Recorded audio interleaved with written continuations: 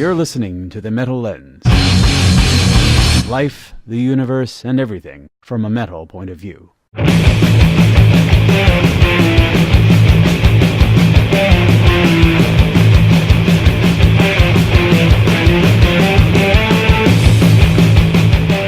Okay, and here we are again. This seems to be a reoccurring thing that we're doing. I'm Troy, and this is Ramon. Ramon, say hello to all of our fans. Hello, everybody. Whoever you are. So here we are, a couple of jackasses talking about random topics. From the metal perspective. From the metal perspective, because we are metal. If you can't tell by our metallic voices. And speaking of metal, I'm going to pour me a bourbon. Because that's so fucking metal. Especially down south, which we are. Hey, by the way, did you hear about a couple things? There was an interview with Brian Funk from Thou. Oh. He had just they had just done a cover of Crowbar's song. I'm not sure which song it is. They do some good covers. They do some pretty interesting covers. I haven't heard it yet. I just never got around to listening to it. Tim, actually, our buddy Tim, who used to play metal music with, sent it to me, and in the interview, Brian had put together a list of 10 tracks from just local bands. And let's see, I think Ferries was the first one. It was a track list. It was like the Metairie Metal Mix, which is kind of weird because not everybody was from Metairie, but whatever. Right. But Ferries was on the list, and Rat in the Bucket made it on the list. I think they did Capsized, which was I think the first track on Ugliness and Failure. Yeah. That last demo that we had done. That's interesting because I'm in a band called Capsizer. Yep. And actually, and I did not think of that name. It was actually Jason that did.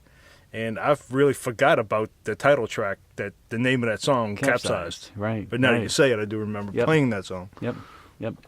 He had some cool things to say about the band. I don't know if I agree with all of them. He used the term like biceps and tattoos and thick Chalmette accents.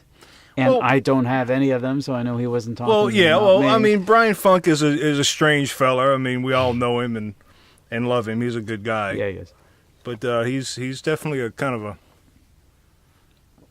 He can be a little dry at times, let's put it that way. Hey, he's got his opinions and no, he's a his good dude. perspective. But it was a pretty cool interview, actually. He reviewed the different bands that are on there. A lot of them I never actually heard of. So it was kind of eye-opening. Huh. There's a few bands I never heard of. The thing about Crowbar is because I remember when me and Tim, mentioned Tim, I remember being at Zeppelin's, and anybody down here remembers Zeppelin's in its glorious heyday. Yeah.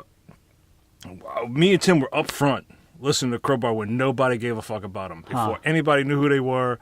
They were all sitting at the bar, fucking with people, and, because you hit like a little pit, it was sunken down into the little floor. Right. Little pit area. Right. And me and Tim were up front loving it, and nobody else gave a shit about Crowbar. And now, Crowbar's Crowbar. Crowbar's Crowbar. Were they called Crowbar at the time? Oh, yes. It was okay. All right. This is after, what were they called? Infant Slug? Or maybe, I don't know who. Something Slug, yeah. Something Slug. Well, I hope they just didn't cover Existence as Punishment, because that's like that was Crowbar's big hit song, and they got so many better songs, and I guess that's their most identifiable song. It was a song off of a fairly recent track. And I happen to have that tattoo. There you go. I see it's very nicely faded at this point. Of course. Yeah. So anyway, tangent. That was just something that kind of came to mind. I wanted to mention it earlier, but there you go. So Troy. Yes.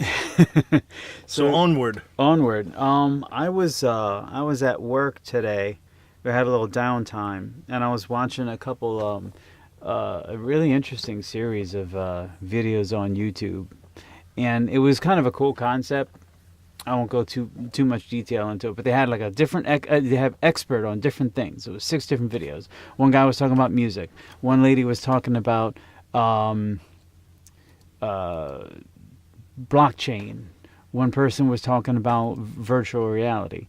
Anyway, what the idea was they explained the same concept to 5 different people. One of them was a 5-year-old kid. One of them was a teenager. One of them was like a college. Okay, so like the music guy. Was one of them a millennial?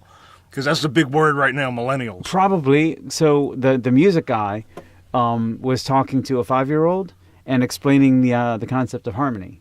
Right, and then he explained and talked about harmony to like a adolescent or a tween or something, and it was like a little bit more advanced. It was kind of cool to see the same guy talk about harmony in advanced stages of understanding of the concept. Then he talked to like a high school student or an undergrad, and then a professional piano player, and then finally he was talking to Herbie Hancock. Oh, wow. And by the time he was talking to Herbie Hancock, I didn't know what the fuck was going on. It was just way beyond my understanding. And they both had pianos, and they were just riffing on Amazing Grace in like 1,000 different modes. It was kind of ridiculous. So where was the biggest jump, I would wonder? The biggest jump for that particular person, or between the 5-year-old and the tween and the... Probably between the tween and the person who is like an actual music student, because they started to talk about things like, dominant chords and they were actually naming specific chords and voicings and stuff like that. Anyway, so in this series, there was a couple topics that came up. There was an expert on CRISPR. Yes. CRISPR, CRISPR. And I don't know what that stands for. I forget, but it's an initialism for something. But basically CRISPR, the idea behind it is, I guess it's a new biotechnology, okay, based on a very specific protein. And the point of it is genomic editing. Okay, you can go in, you can isolate specific genes in a particular genome, okay, and then you can go in and you can deactivate or reactivate that gene. That's heavy. Or you can change it. That's heavy shit. It is extremely heavy shit. A million things just came to my mind. And that's what we're probably going to talk about then. Because, I mean, if you could take any part of a gene and isolate it, you could isolate good things or you can isolate bad things. You can use it for so many different things. Absolutely. Like, you could isolate a specific cancer gene. And that's one of the obvious implications. That's why people were going to, that's why something like this would get funded, because, but you can also use it for evil. And of course that's what we would do. And that's the whole thing. So then my question, Troy, is what evil would you use that for? And it I guess you can make anything evil if your intent behind it is evil. Well, it's what we do. I mean, but it's not like you can create a person who can shoot lightning bolts from their fingers or anything like that. With mind bullets. So yeah, exactly. How much evil, destructive power can you genetically create? You either turn something on or you turn something off. All right. So I don't know if it's evil, but then again, maybe I'm being naive about it. When you're turning things on and off, and especially when you're turning specific things off, you're creating something new. And if you could take certain thought processes or different emotions, perhaps, and turn them off, you're creating something different. You're creating something that's not necessarily human. And, that just gets deep and dark and hairy really fast.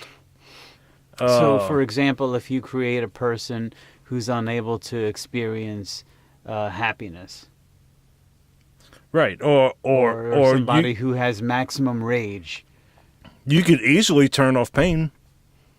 That's not a stretch.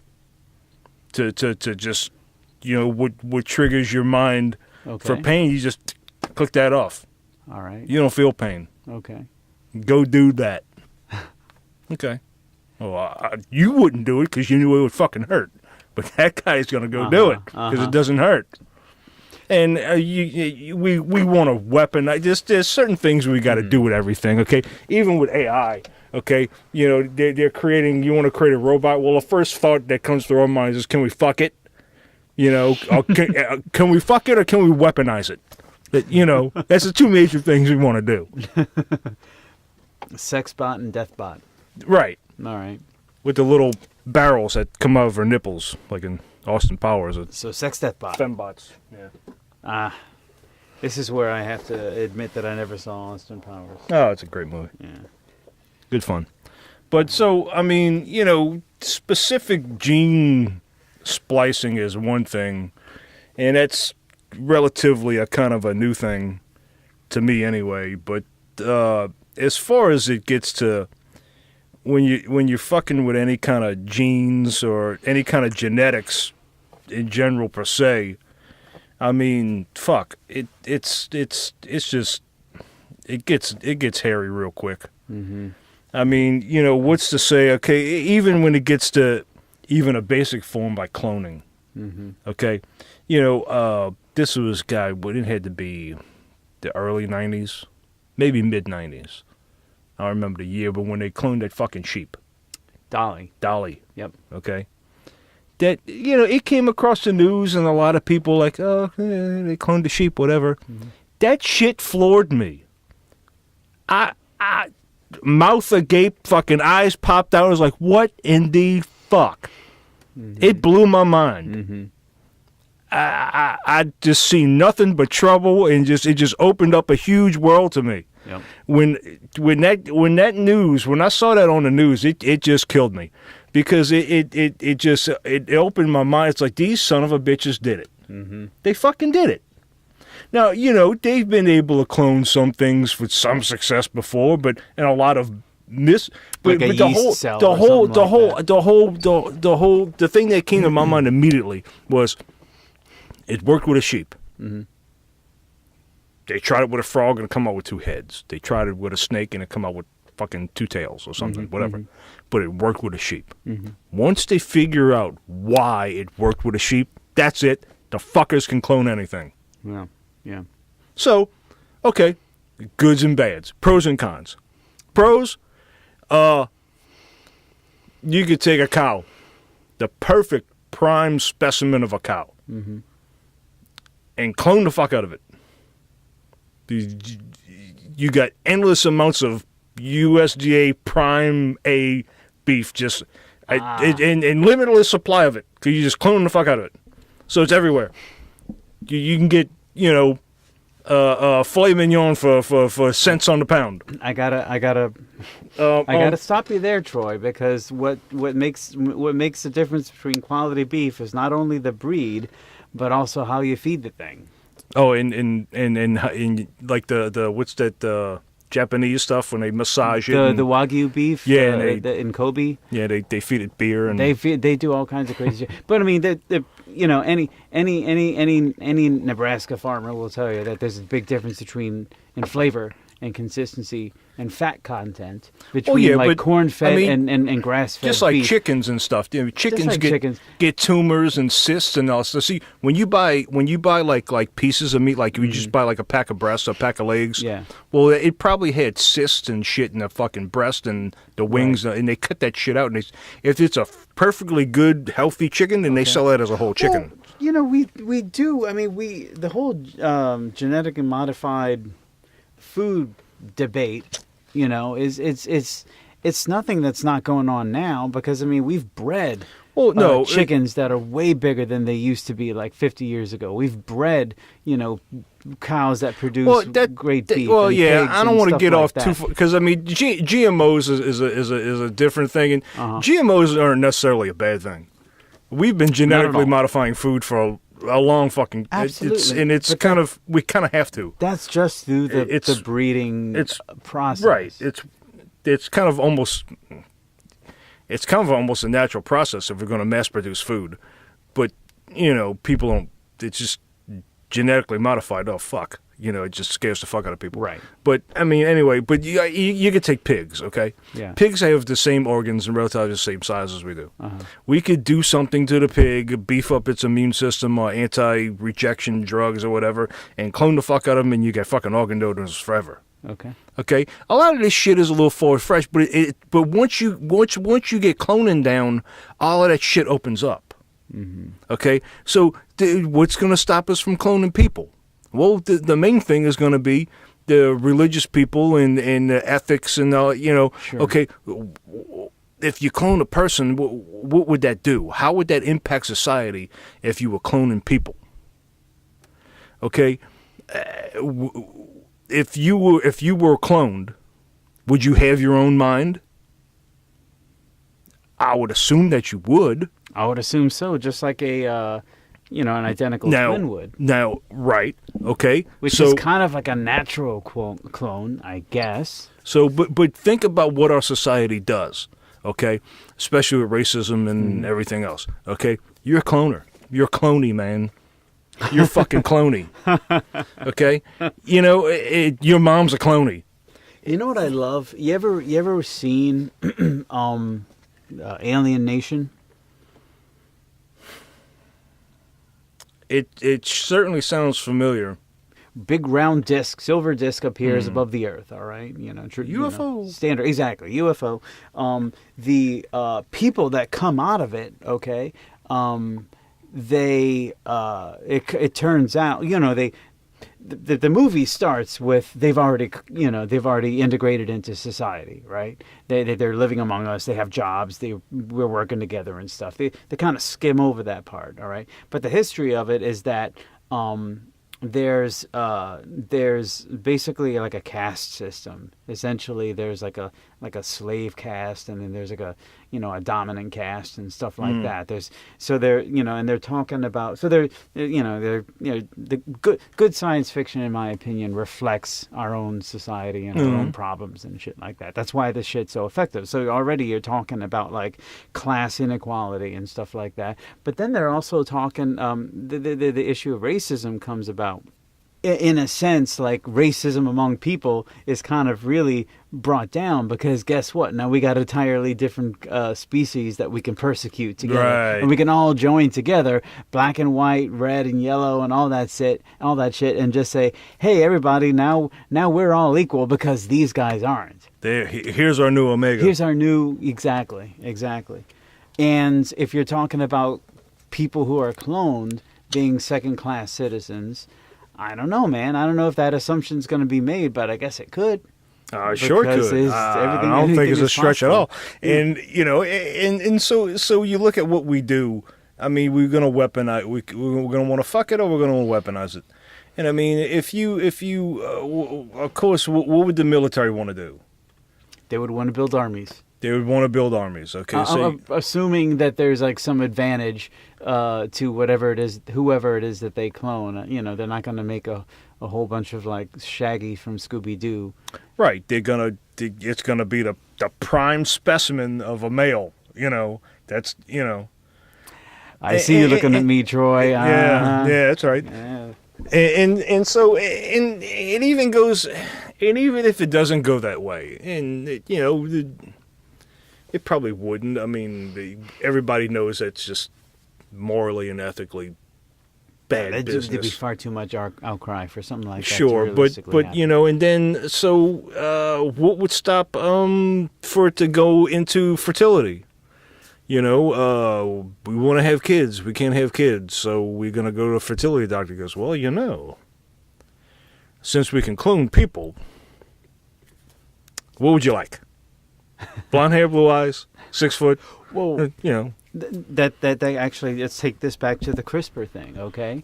Now, let's say we can start to, modify genetically a person at the, at the zygotic or even, or let's just say at the embryonic level, okay? What size would you want your son or daughter to be? Would you want a son or a daughter? Right. Do you want them to have blue eyes just like you guys, or do you want them to have brown eyes? Do you want them to have, I think it kind of brings up You want an athlete, right? You look like you want an athlete, right? Okay. Exactly. And that's, and well, that's going to cost you more at front, but when he goes to college and he goes to the pros, that's going to pay off for you big time, buddy. So you let's can go for that athlete. So you can monetize it. Well, yeah. I mean, can you imagine? So let's get a little really weird with it, okay? Let's get really far-fetched with it. Okay. So, you got these elitist fuckers out there. You got people with millions and billions of fucking dollars, okay? Mm-hmm. And the biggest problem is getting old and fucking dying. You got plastic surgery. You don't want to fucking die. Mm-hmm. You want to live forever, and you want to fucking just nothing but net your entire fucking life, okay? Yeah. And you want to keep that motherfucker rolling. Uh-huh. So, we've been making some advancements, some pretty big advancements in spinal cord surgeries and stuff like that, and repairs and stuff like that. So what's to say? Let's just get fucking weird, okay? What's to say you're fucking 60 years old? Okay. By the time you're fucking 78, you clone yourself at 60 years old. Mm-hmm. By the time you're 78, that thing has grown to 18 years old. All your organs are the same size. Take your brain out, pop it in the fucking new model. Pop it in, your identical clone of yourself at 18 years old, and you have the brain of a fucking 78-year-old. But the brain is 78 years old. I don't know how long a human brain is. We're going to fix Alzheimer's by then. They're already doing shit with Alzheimer's. Don't worry about that shit. But you can do it younger than that. I mean, whatever. You know the premise I'm saying here. It's, and if you can keep doing that, then it's fucking immortality, man. So then it's immortality. It's immortality, but then my question is, and I'm going to ask this right after I open my beer.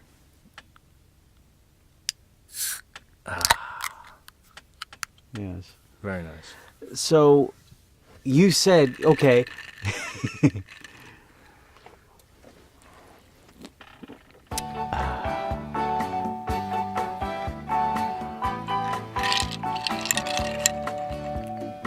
We should have Margaritaville playing in the background right now. This is a well-deserved pause, by the way. I've been doing floors and changing toilets in my house. There you go. And I've been watching YouTube. So what you're saying is that the person who seeks immortality takes his brain and puts it into the body of his 18-year-old clone, right? Well, I don't know exactly how it works, but I mean, but like whatever. That. Yeah, but let's just go with that example. Yeah. What happens to the 18-year-old brain? Well, fuck it. Fuck it. It's a clone. It's a fucking cloney. Fuck it. It's just your immortality farm. So what you're saying is, if it's a clone of a person, like if I create a clone of myself, right, then that clone is assumed to be secondary, and therefore just viable property to you, to myself. Right. So then, is a clone an independent human being? I guess we're going to have to clone one to find out. And like I said, that's what people are going to, right. No, you can't do that. Does it have a soul? Fuck, I don't know. Do you have a soul? I don't know. It's unprovable. I have one and it's black as coal. That's right. So does a clone have rights? It's a human, so shouldn't it have human rights? There you go. Consent. I'm a human. I have human rights. So shouldn't a clone have human rights? It's a human. How about this? There's a okay. Say you manipulate a your embryo or whatever. Okay, I want my child to be 6 foot tall and have brown eyes and blonde hair or whatever. It grows up and sure enough, 6 foot, but it never consented to that. Right. Okay. It had alterations done to it. Like if you get some desperate old person from like old Metairie or whatever who goes out and has elective cosmetic surgery or whatever, if fine, they can go ahead and do whatever the hell they want, but it's elective. Mm-hmm. And now we're talking about manipulating somebody before they're even capable of understanding consent, much less being able to provide it. Right. And bear in mind, we can't even decide in the womb when a human is a human, when it's just a fetus or a human. Life and choice. We're still having that debate. People who argue in favor of the right to terminate a pregnancy will say that we'll basically say that human existence begins at a certain point prior to birth, I guess, but after conception, right? Yeah. Okay. So I guess you could use the same argument to say, well, if a living thing doesn't exist at that point, then it couldn't provide consent, even if whether you wanted it to or not. So I guess at that point consent doesn't matter. But now you're talking about cloning, and I'm assuming too that if you clone something, it has to be born and grow up. Like if I clone myself, it's not like I'm gonna stick my genes in like a machine, press a button, open up, and there's gonna be me at the exact same age I'm right now. It's a test tube. You clone right now. Cloning means producing a genetically microscopic needle goes into an egg, right, and fertilizes it. Is that the start of life? Well, not even that. It's a whatever you get when you get a sperm and an egg together. It becomes, I guess it's a zygote, is what it's called. So I guess at that point, man, I don't know. I'm not a biologist, but you have to create something that winds up developing into the thing that ultimately clone. That's how they cloned Dolly. They didn't wind up with a full-grown sheep that came out of a machine or something. It had to grow up from something smaller. Well, a surrogate sheep birthed it.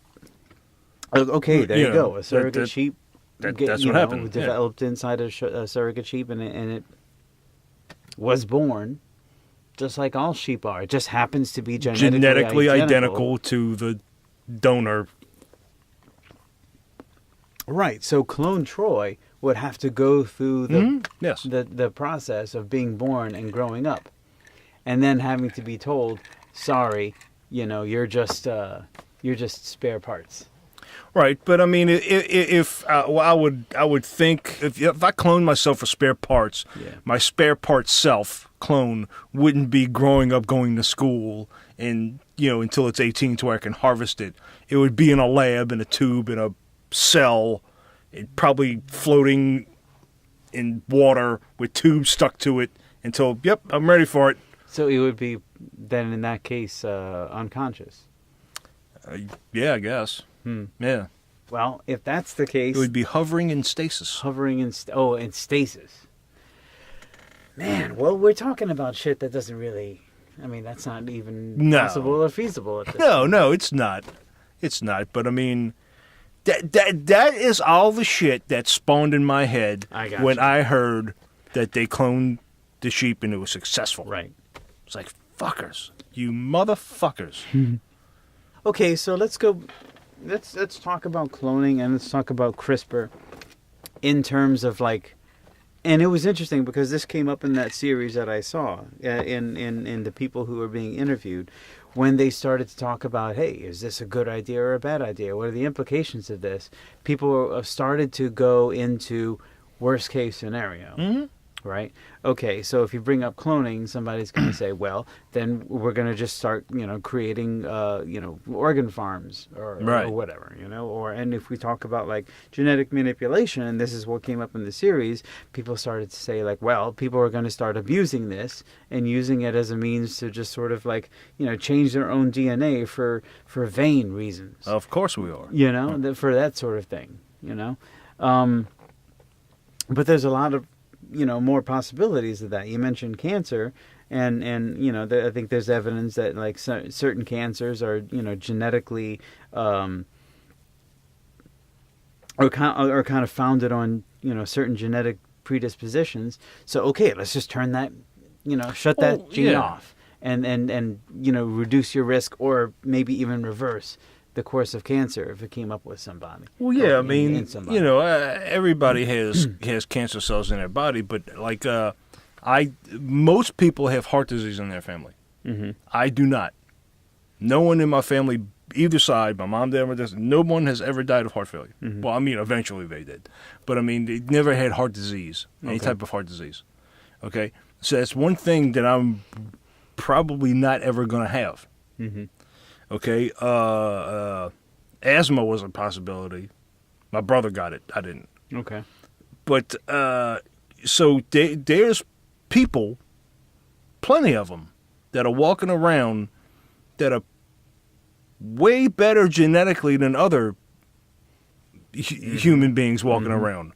And you got some of them that are just, they're fucking beautiful specimens of the species. They really are. All right. I rarely ever get colds.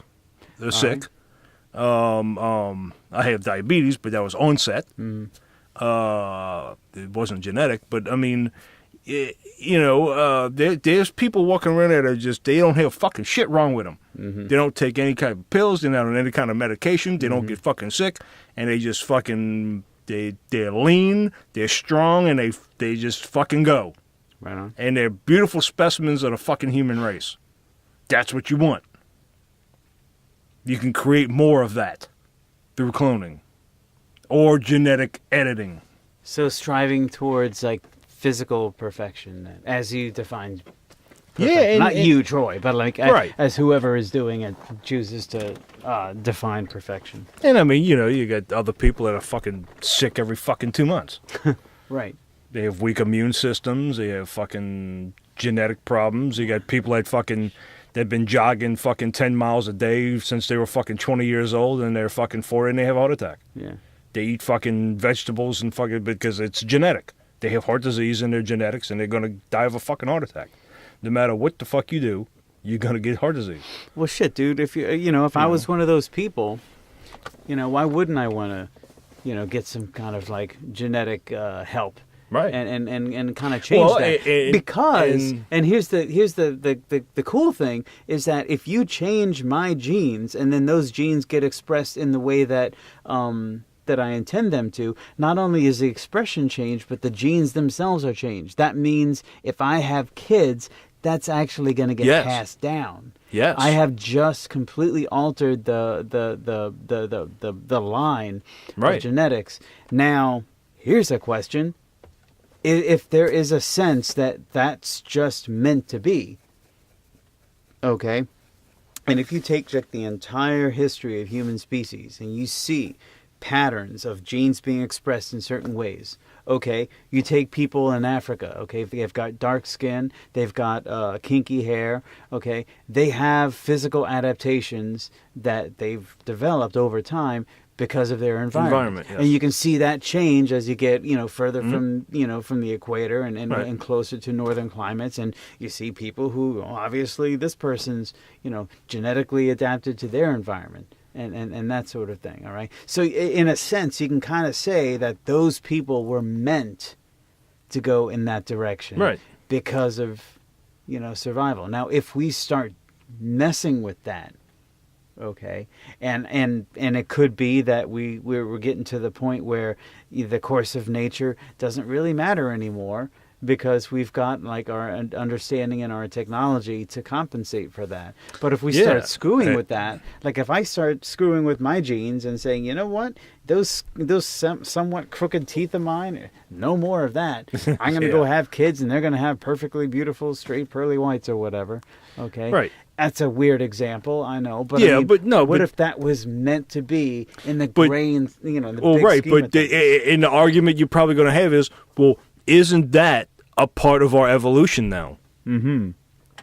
Why wouldn't we want to make a better human? If we are capable of making a better human, that's naturally part of our evolution now. So if that's the case, then genetic manipulation and the stuff that we're talking about right now is part of our nature. Right. And part of nature as a whole. Well, I mean, even just the little things is why you could easily see where people would be, I'm fucking nearsighted. Mm-hmm. Okay? Well, we just genetically edit that the fuck out of there. But why stop there? Why can't we get better? I want to see like a fucking eagle. Why not? I want a fucking 50-inch fucking vertical leap. Why not? I want to have calf muscles the size of bowling balls.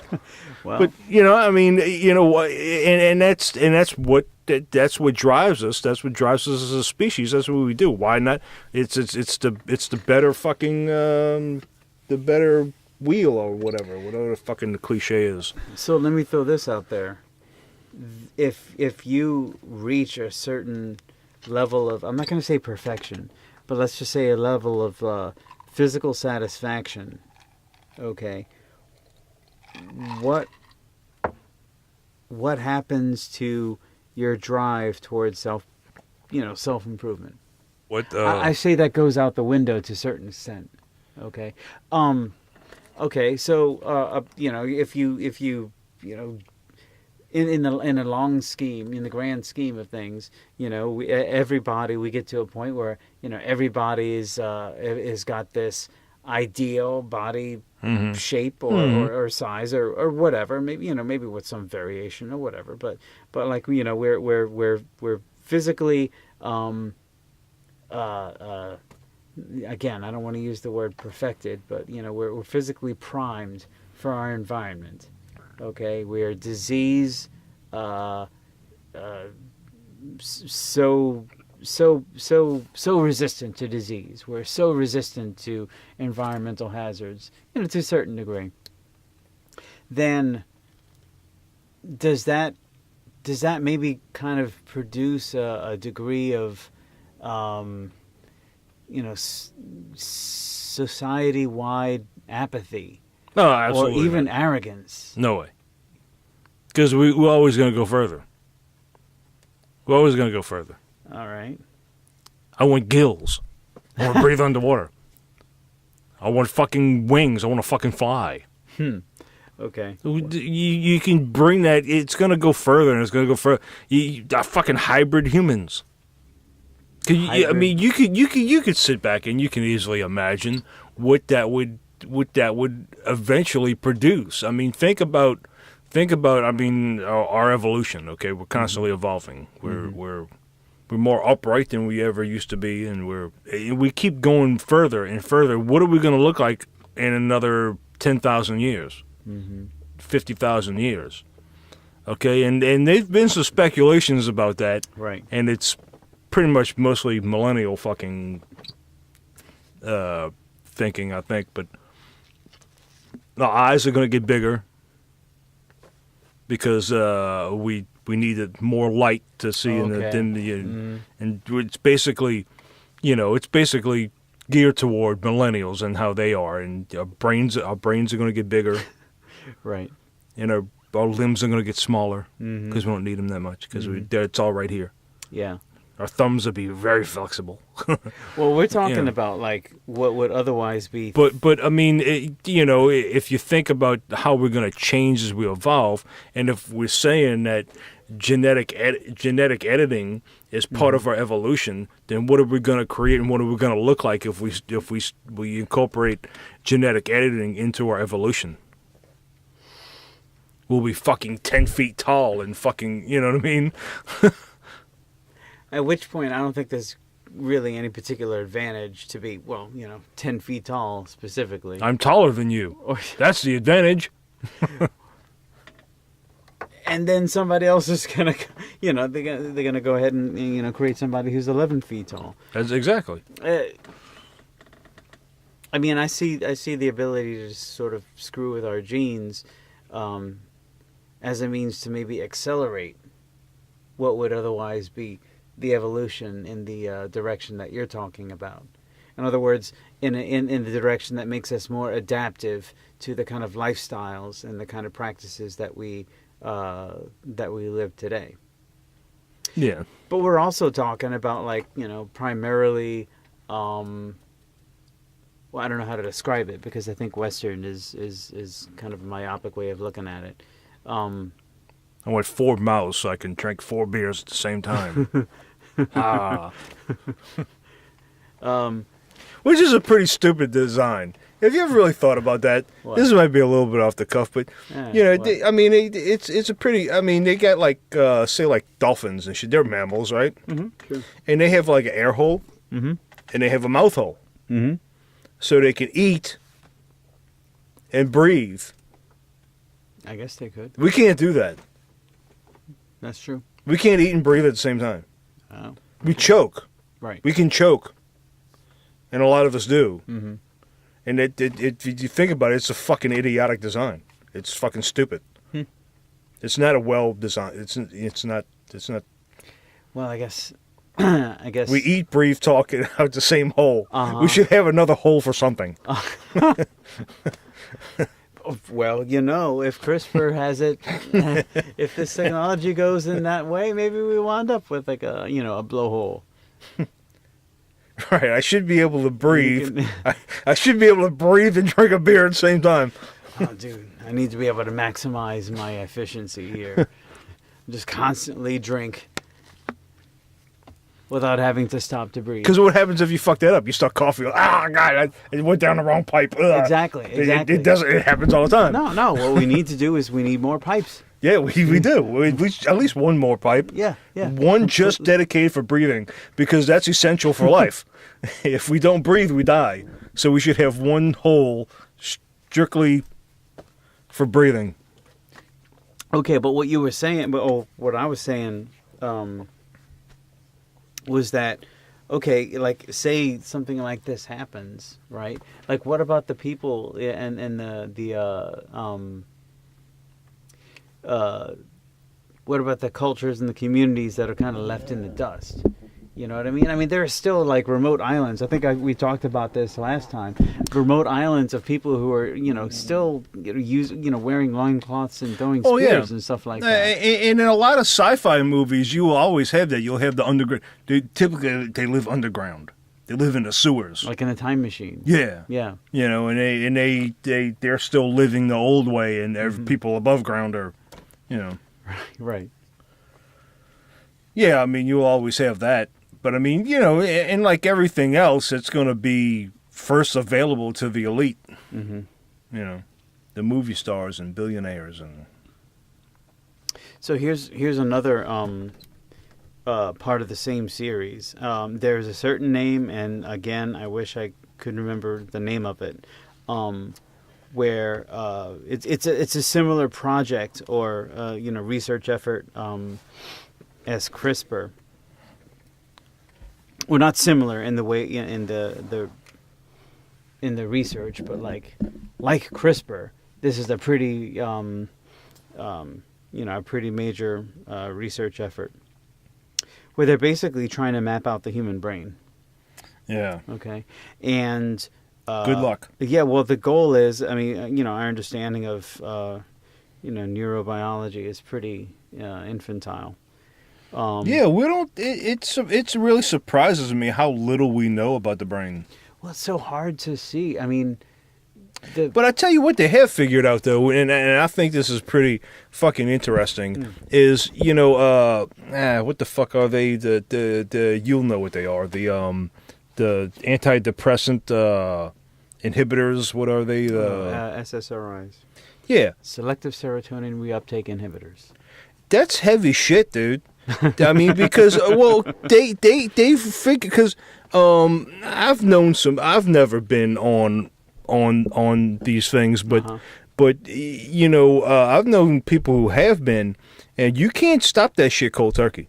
Mm-hmm. They'll like to kill you. Mm-hmm. It'll do weird shit, like your fucking arm will be numb, and you'll get like fucking what's called brain resets.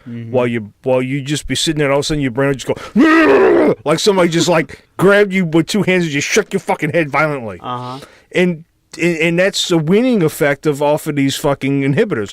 And what it does, and correct me if I'm wrong, is they found out like the little receptors that pass messages or impulses, and it blocks that, and it diverts that, so you don't feel depressed or whatever it's supposed to do. Mm-hmm. And then when you're taking these pills, and you got to wean yourself off of them slow. Yeah. You can't stop them cold turkey because it fucks shit up in your brain. Do you want to know the actual mechanism of how those things work? Yes, tell me. All right. So, brain cells produce serotonin among other neurotransmitters in order to carry the signal along. All right, from one cell to another cell to another cell. Yes, so it's all signals. It's all signals. It's all circuits being activated and it's like pulses, and not activated. Right, on or off. Yeah, like a computer. Yeah.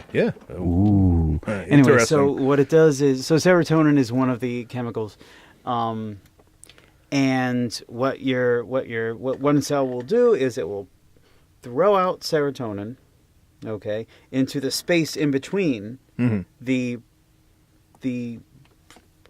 receptors, the producer of the and then the receptor, okay, right, and there's a space in between, all right, and so what it does is it produces that chemical, and then the other cell will receive it, okay, and then at a certain point, the original cell will take the remaining serotonin that's floating around in the space that isn't being received, whatever isn't received by the second cell, it'll be reuptaken. Yeah. It'll reabsorbed for future use, right? And so the next time it's ready to fire, it'll have that serotonin ready to fire and continue that signal. It's all happening within like a fraction of a second, right? And so on.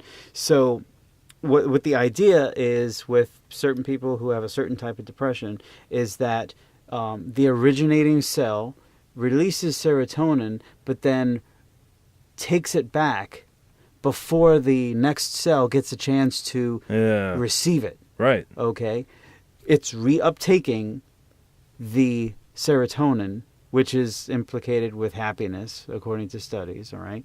So what SSRIs does, it inhibits the reuptake of that serotonin, so that the serotonin stays around in that space in between cells long enough for the next neuron to receive it, and then allowing those circuits to continue to fire.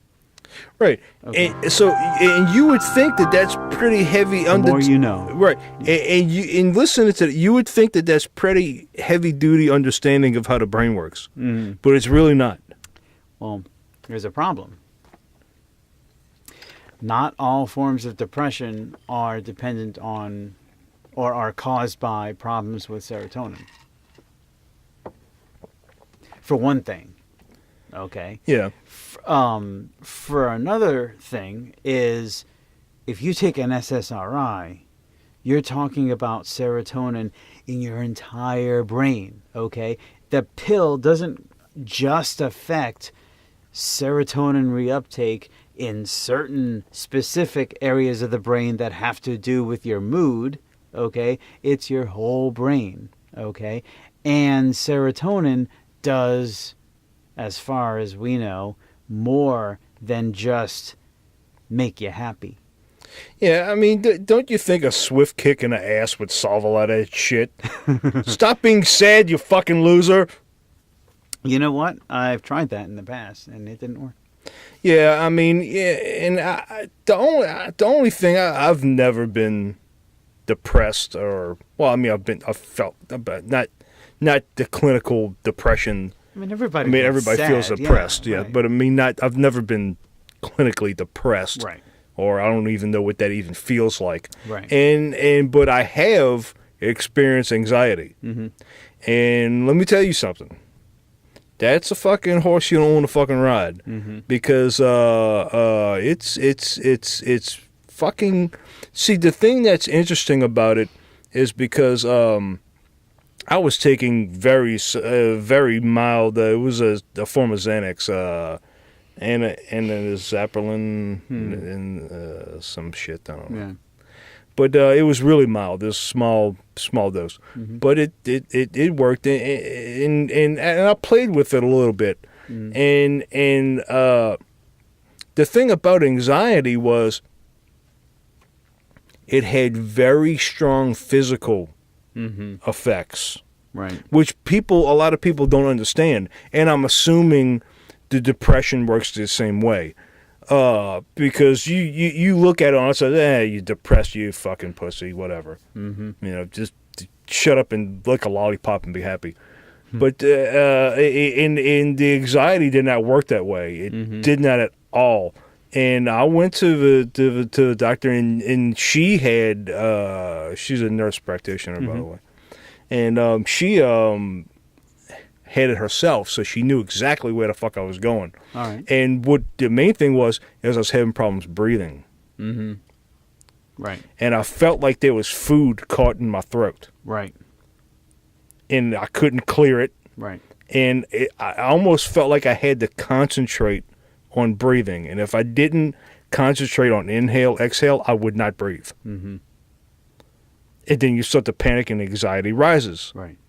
And it gets pretty debilitating. It's worse, yeah. And it's very strong physical effects. And I'm sitting there going, what the fuck is going on? And I couldn't understand why the fuck I was experiencing anxiety. I felt that there was no reason. But for some reason, I thought there was physically something wrong with me because I was experiencing these strong physical effects. Right. And she goes, you have anxiety. I said, you're full of shit. And she goes, here, this is a form of Xanax. It's a small dose. Take those and see if it goes away. Right. And if it does, you have anxiety. And a week later says, I have fucking anxiety. And so, in a way, I don't take it anymore, and I don't experience anxiety anymore. Right. But it was, man, probably for about a year and a half, I kind of battled with it for a little bit. And the only way for me was to get over it was I was taking the pills as prescribed, and it was, kind of working, but the anxiety was pretty heavy at that point. And then when it started to subside a little bit, I would say, well, I'm just going to take one when I feel anxiety. Well, that did not work. That did not work. And I had a friend of mine whose wife was experiencing the same thing. All right. And I told her, this is how you have to deal with it.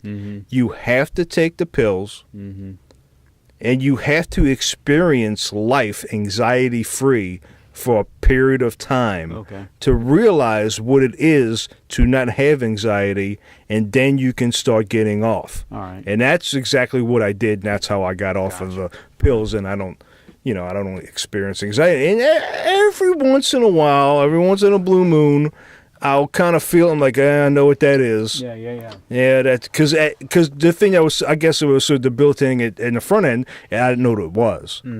It was very scary. But now it's like, that's I'll check my blood. No, my blood sugar's good. That's anxiety. Okay, no problem. And I get right out of it, and I'm fine. Right on. And it's not a big deal anymore.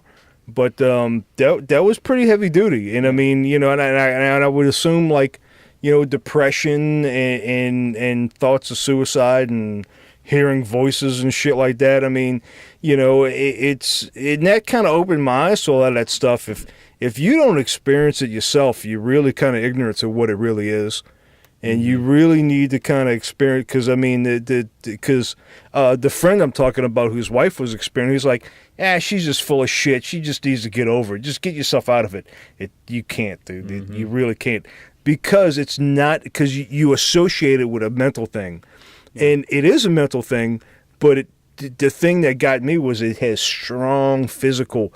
I would feel that I couldn't breathe, and I would feel something stuck in my throat, and I would feel dizzy and lightheaded, and it was strong physical effects that it was not right, and I felt like I was gonna fucking die. Yep. And it was anxiety. Yep. And it was pretty powerful shit. It was powerful. Yeah. No doubt. And unless you experience, because you say, oh well, you're depressed, and fuck you. Well. Depression is pretty. Now, I don't really agree. I mean, with these inhibitors, I mean, you're fucking with shit in your brain. With this stuff does. And I mean, I guess maybe the Xanax does the same thing, but I mean, that you could get off of that stuff, or at least I didn't have a problem with it. But I mean, you'll have fucking freaky effects from that shit, like was it Zoloft and fucking stuff like that, dude. You have freaky ass fucking effects from getting off of that stuff. Mm-hmm. And then you think about the side effects when you cut it. It's like, what the fuck is it really doing to your brain? Mm-hmm. It's crazy. Well, see, things like Xanax don't necessarily have a direct... If you're taking an anxiolytic medicine, something for anxiety, right? Typically, it's either something like a muscle relaxer or just a central nervous system depressant, okay? And all that means is that it activates your parasympathetic nervous system and it calms your body down, and the tendency is for your mind to follow your body. Just like you're saying, you have those intense effects, all right? So it's not affecting the chemicals directly that your brain uses to communicate to itself within itself, you know. But with SSRIs, we're talking about it has direct effects on serotonin.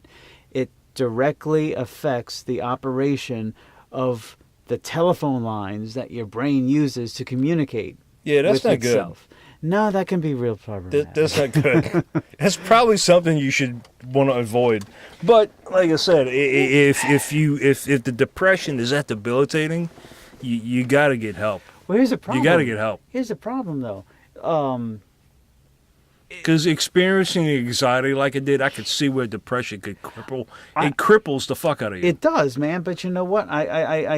With the rate that medications are being prescribed nowadays, I have no idea what the numbers are. But I would be willing to say that at least 75% of cases where anti-anxiety or antidepressant medications are being prescribed is completely counter indicated. Well, yeah. Well, let's talk about that for a minute. That's good because see the way my nurse practitioner did it for me was right, and she was in, and it got a little hairy for me because sometimes I couldn't get my refills. And let me tell you something: when I was suffering with the anxiety pretty hard.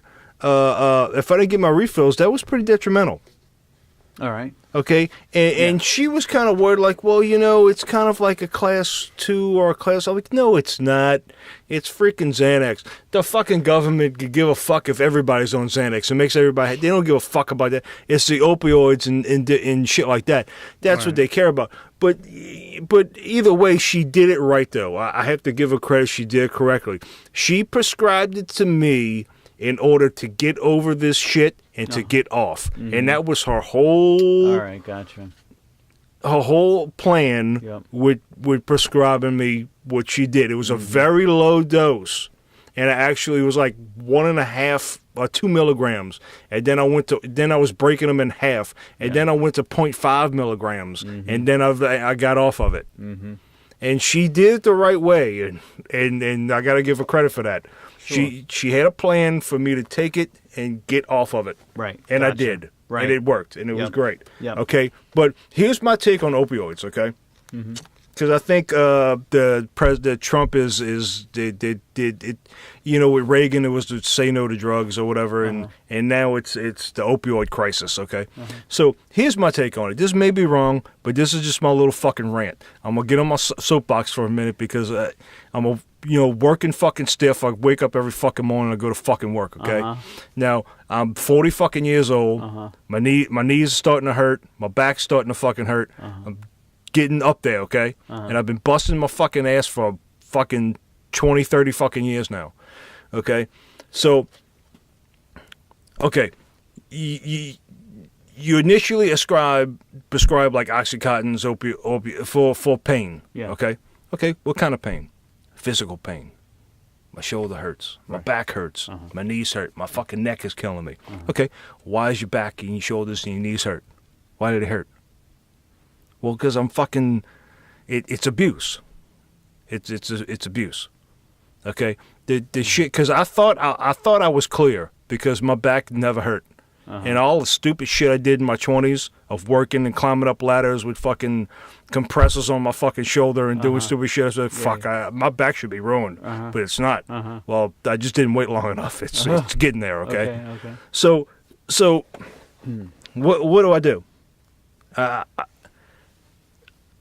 I'm middle class. We're the middle class. Right. We got to go to fucking work. We got to keep that fucking train rolling. We got to keep it on the tracks. We got to keep it rolling. Okay. So I'm killing myself, breaking my fucking back, going out in the sun, working like a motherfucking pack mule.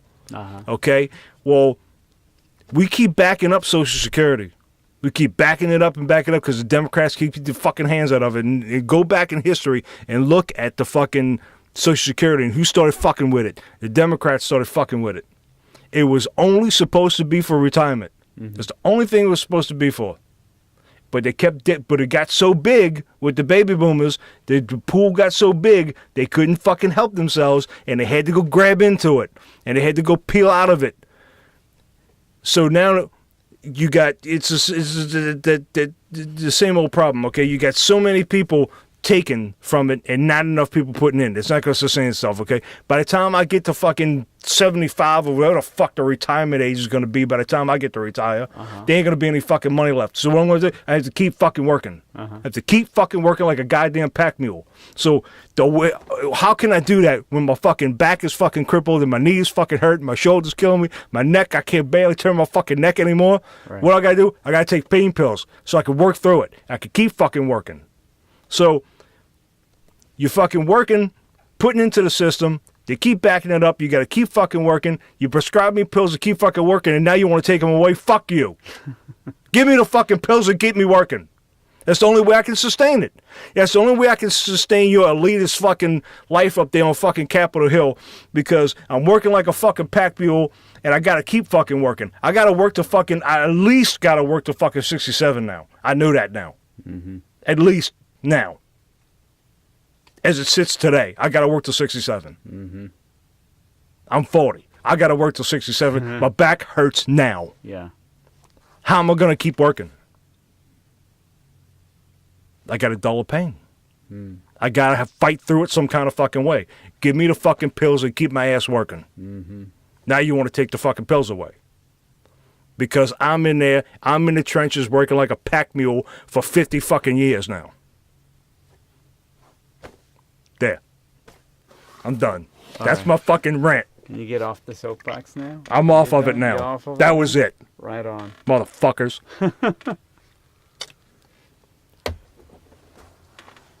That's my take on the fucking opiate crisis. They're trying to take the fucking opioids. I'm not on opioids. I've never taken them. I'm not a pill guy. I don't even, getting drunk and fucked up and smoking weed and all that shit. I never was a pill guy. I didn't like them. Okay, I never took Vicodins. I was never that way. Right. But, because and that's the thing. That's how it works. You take the fucking, they fuck around with the pills, they prescribe the shit, now they want to fucking, we prescribed all these pills, now it wasn't really a good idea, so let's take them all away. So now you're hooked on them, and you can't get the fucking prescriptions anymore, so you go to the street and you get heroin. Well, that's way cheaper and way fucking easier to get, so now we're on fucking heroin. It's a fucking mess. It's a fucking mess. I have a funny feeling we'll be picking up on that next time. Oh, don't get me started. We should get started when we're I'm already started. Fuck. Yep.